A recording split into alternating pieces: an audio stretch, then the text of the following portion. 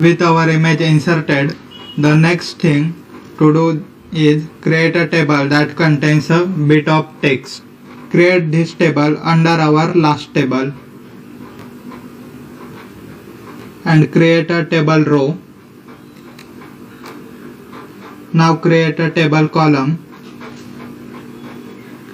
I have set the column height is 72 pixel, horizontal alignment to center and vertical alignment to the top.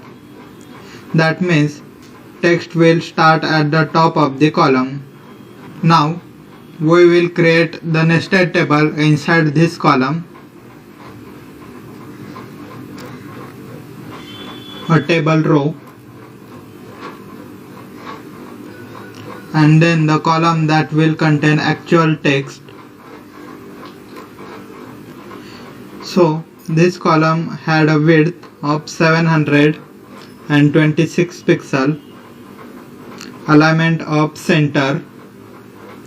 We have attached a font attribute to style the text, and that's it. Just close the font tag and also close the column. Save this file and refresh the browser.